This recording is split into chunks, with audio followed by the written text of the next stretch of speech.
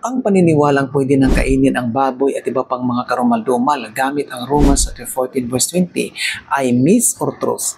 Ang tamang sagot ay myth. Bakit? Context ang susi dito. Dahil sa panahon nila Apostol Pablo, may issue po ang mga Kristiyano sa pagkain ng karne na inialay sa Diyos-Diyosan.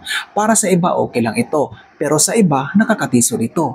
Kaya sabi ni Apostol Pablo, huwag ninyong sirain ang ginawa ng Diyos dahil lamang sa pagkain. Lahat ng pagkain ay malinis at maaring kainin. At ang pagkain binanggit dito ay galing po ito sa Greek word na brumatos, meaning food, especially articles allowed or forbidden by the Jewish law. Kaya sa first century, kapag ang isang Hudyo ay nakabasa ng salitang brumatos, hindi nito basta iniisip na anumang pagkain, kundi isang pagkain sinusukat niya ayon sa Torah sa Leviticus chapter 11 dahil naroon ang listahan kung anong mga hayop ang pwedeng kainin at hindi pwedeng kainin.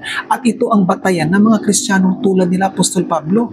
Wala po sa kanila ang kumakain ng anumang karumal-dumal. Kaya hindi po isinulat ni Apostol Pablo ang Romans chapter 14 verse 20 para suwayin ang kautusan ng Diyos patungkol sa pagkain.